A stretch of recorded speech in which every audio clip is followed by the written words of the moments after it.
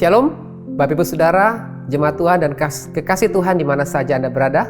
Kembali lagi bersama dengan saya, Willianto Pontonowu, dalam program Bina Iman pada hari ini. Saya berikan judul The Gossiper versus Worshipper. Setiap kita rindu untuk menjadi seorang penyembah yang benar, tetapi kenyataannya bahwa justru kita terkadang menjadi seorang penggosip, atau semakin digosok semakin sip.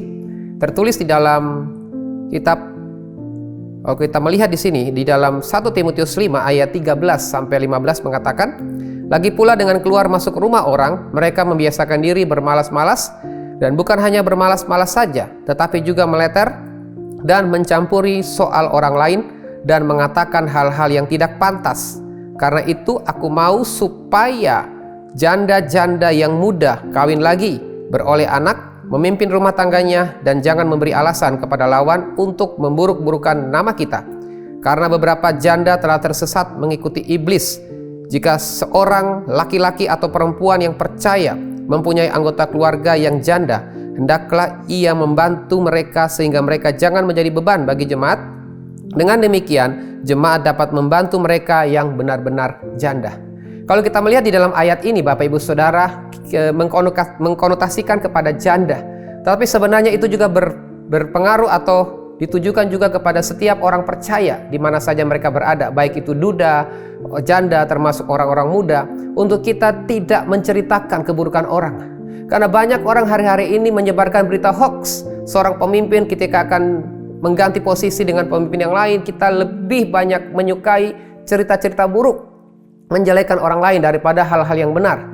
Tuhan mengajarkan kepada kita di dalam Amsal 20 ayat 19, siapa yang mengumpat membuka rahasia, sebab itu janganlah engkau bergaul dengan orang yang bocor mulut.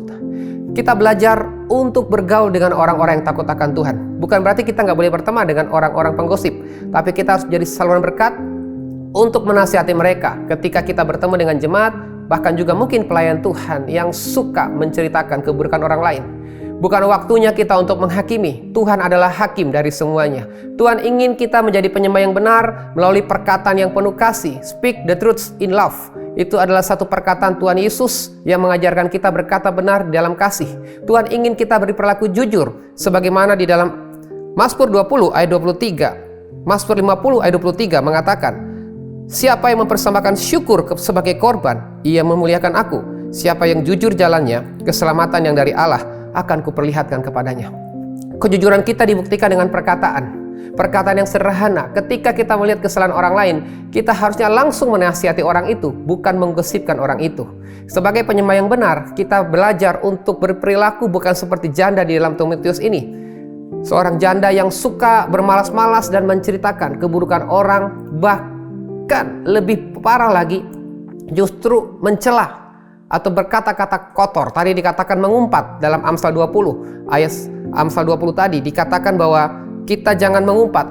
Amsal 20:19 mengatakan mengumpat itu artinya kita sakit hati, kita kecewa, kita berkata-kata kotor, kata-kata yang menodai Roh Kudus untuk berkarya dalam hidup kita. Bahkan kita mencederai akan nama Tuhan. Mari kita menjadi pelaku-pelaku firman yang benar, mulai dari perkataan kita sebagai seorang penyembah, bukan seorang penggosip. Sekali lagi, gosip itu semakin digosok, semakin sip. Seorang penyembah semakin ditekan, semakin diproses, semakin berkualitas untuk memuliakan nama Tuhan.